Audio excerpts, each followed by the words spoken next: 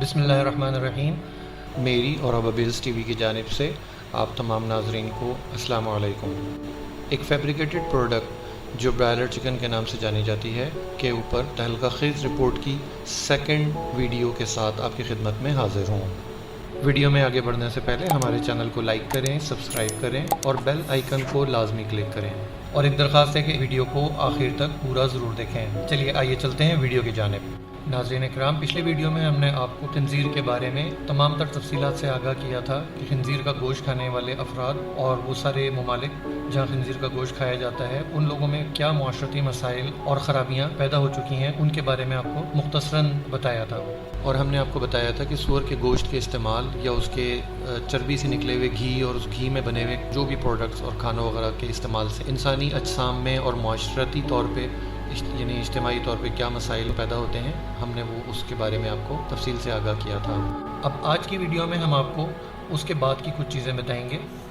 کس طرح سے خنزیر کے اجزاء کو ایملسیفائر کوٹ کے پردے میں لپیٹا گیا ہے، اور آج ہم ملٹی نیشنل کمپنیز کی تمام پروڈکٹس میں ایملسیفائر کوٹس لکھے ہوئے دیکھتے ہیں، اور ہم وہ تمام پروڈکٹس برضا اور رغبت استعمال کر رہے ہیں۔ ناظرین اکرام، پچھلی ویڈیو کے تسلسل میں ایک چیز جو مزید بتانی تھی وہ یہ ہے کہ سور تمام جانوروں میں وہ واحد جانور ہے جو اپنے بچوں کے ساتھ بھی جسمانی تعلقات جوڑتا ہے، جبکہ یہ خصلت اور یہ عادت کسی اور جانور میں موجود نہیں ہے، اور یہی وجہ ہے کہ ان کے اس پورے معاشرے کے اندر اس کا گوشت کھانے کی وجہ سے انفرادی اور اجتماعی طور پہ یہ خصلت موجود ہے، اور اس پر انہوں نے بہت بڑی بڑی فلمیں اور ڈرامے تک بنا رکھے ہیں۔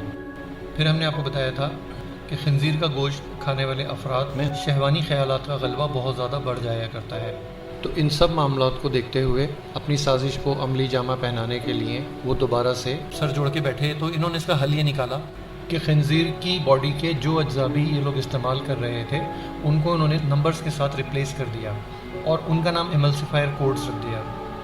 جو کہ ای کوڈنگ کے نام سے آج تک مشہور ہے۔ ناظرین کرام، آپ نے یقیناً ایملسیفائر کوڈز سے کسی حد تک آپ کو واقفیت ضرور ہوگی، کیونکہ آپ نے پروڈکٹس کے اوپر ایملسیفائر کوڈز لکھے ہوئے ضرور دیکھے ہوں گے، اور اسپیشلی باہر کی جتنی پروڈکٹس ہیں اس میں تو خاص طور پہ ایملسیفائر کوڈز مینشن ہوتے ہیں۔ لیکن اس بار انہوں نے ہوشیاری یہ کی کہ انہوں نے ایملسیفائر کوڈز کو صرف پک کے جو مختلف ڈفرینٹ پارٹس اور اس کے بلڈ، اس کے فیٹس اور اس کے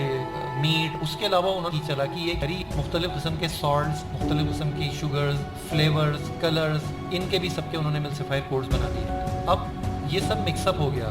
اب اگر ایک شخص مارکیٹ میں کھڑے ہو کے کوئی پروڈکٹ خریدتا ہے اور وہ اس پہ ایملسیفائر کوڈ لکھے دیکھتا ہے تو وہ گنجائش نکال لے گا اس بات کے اندر کہ ایملسیفائر کوڈ صرف پک فیٹ کے تو نہیں ہے، ایملسیفائر کوڈ تو کلر کے بھی ہیں، شوگر کے بھی ہیں، سالٹس ہیں مختلف قسم کے، ان کے بھی ہیں، فلیورز کے ہیں، تو وہ یہ سوچے گا کہ پتہ نہیں پورک فیٹس میں ہے بھی یا نہیں، یہ تو اور بھی چیزوں کے ہوتے ہیں ایملسیفائر کوڈز۔ اس طرح سے وہ گنجائش نکال لے گا اور وہ اس کو لے لے گا، استعمال کر لے گا، کھانے کی چیزیں تو کھا لے گا۔ ناظرین کرام، ایملسیفائر کوڈز جب سے آئے ہیں اس کے بعد سے کوئی نہ کہیں سے ریئیکشن ہے نہ کوئی چیز ہے، لیکن ایملسیفائر کوڈز تمام پروڈکٹس، چاہے وہ صابن ہو، شیمپو ہو، ٹوتھ پیسٹ ہو، شیونگ کریم ہو، اور جتنی بھی چیزیں ہیں، دودھ کے ڈبے آپ کے آ رہے ہیں، جتنا کچھ بھی آ رہا ہے، ایملسیفائر کوڈز کے اندر چھپے ہوئے یہ ساری چیزیں موجود ہیں جو انہوں نے ایملسیفائر کوڈ کے پردے میں اب پگ فیٹ اور اس کی مختلف چیزیں جو اس میں استعمال کرتے ہیں وہ انہوں نے ڈالی ہیں اس کے اندر۔ اس وقت دودھ کے جتنے ڈبے آ رہے ہیں ان سب کے اندر پگ فیٹ موجود ہے، اور ایون پگ فیمیل کا جو ملک ہے وہ بھی موجود ہے اس کے اندر، اور ہم اپنے بچوں کو بہت خوشی خوشی ڈاکٹر لکھ کے دیتے ہیں اور ہم اپنے بچوں کو وہ دودھ پلا رہے ہیں، تو ہم براہ راست اس کو پگ فیمیل کا دودھ بھی پلا رہے ہیں اور اس کے فیٹس بھی اس کے اندر شامل ہیں، وہ سارا کچھ ہم اپنے بچوں کو دے رہے ہیں۔ تو ناظرین، یہ تھیں پگ سے متعلق وہ ساری تفصیلات جو میں نے آپ لوگوں کے گوش گزار کرنی تھیں۔ اب آتے ہیں اس کے دوسرے حصے کی طرف کہ برائلر مرغی کیسے تشکیل دی گئی اور کیوں دی گئی، اس کی کیا ضرورت محسوس ہوئی۔ جب یہود و نصارہ نے دیکھ لیا کہ ہم نے ایملسیفائر کوڈ کی شکل میں مسلمانوں کو پگ کے اندر لتھیڑ دیا ہے بالکل صحیح طرح سے، مطلب انہوں نے نہ صرف آپ کو پگ فیٹ کھانے پینے کی چیزوں میں کھلا دیا بلکہ صابن کی شکل میں جسم پہ بھی ملوا دیا، شیمپو کی شکل میں سر پہ بھی ملوا دیا، اور اس طرح سے ٹوتھ پیسٹ کی شکل میں منہ میں دانتوں میں بھی کروا دیا۔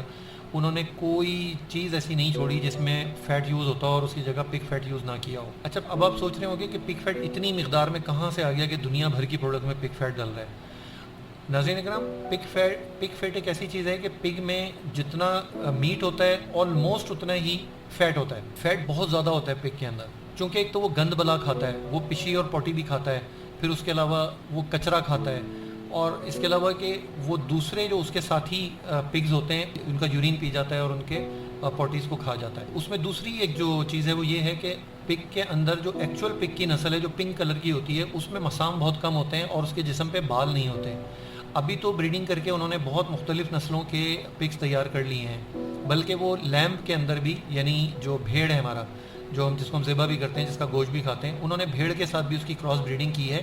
اب اس کا جو شکل ہے وہ بھیڑ جیسی ہے، لیکن اس کا جو باقی جسم ہے وہ بھاری بھرکم ہے اور وہ بالکل پگ والا ہے، اور وہ پگ ہی ہے بیسیکلی، کیونکہ وہ پگ کی بریڈ ہے وہ۔ تو آئندہ آنے والے سالوں میں کچھ نہیں پتا کہ ہمیں بھیڑ کی شکل میں پگ ہم اللہ تعالیٰ ہمیں محفوظ رکھے اس چیز سے، لیکن اس بات کا امکان موجود ہے کہ ہم ضحیٰ کے دنوں میں ہم اور نادانستگی میں، لا علمی میں، پگ بریڈ والی جو بھیڑ ہے ہم اس کو ذبح کر رہے ہوں اور ہمیں نہ پتا ہو۔ تو ناظرین کرام، جب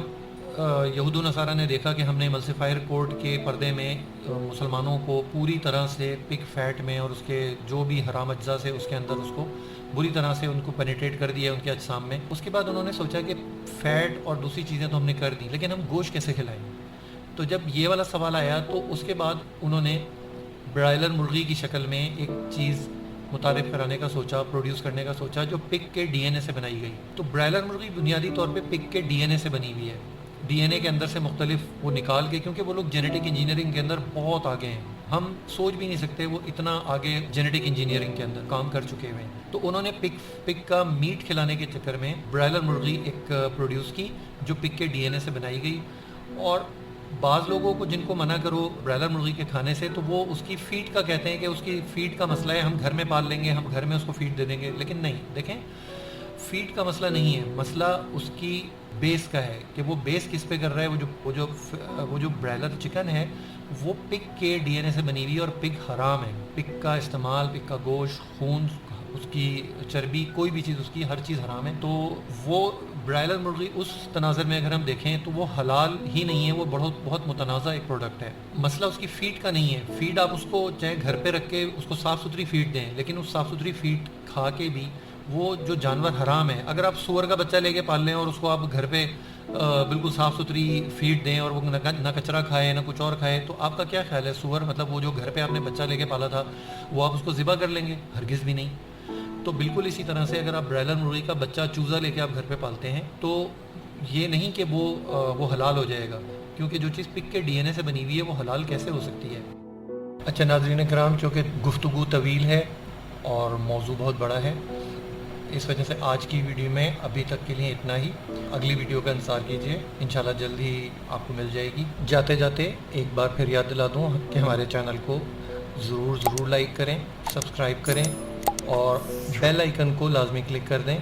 تاکہ آئندہ آنے والی ویڈیو بھی آپ کو پابندی سے ملتی رہے، اور اس ویڈیو کو آگے اپنے فرینڈز اور فیملی ممبرز کے ساتھ ضرور شیئر کریں۔ اپنا اور اپنی فیملی کا بہت زیادہ خیال رکھیے۔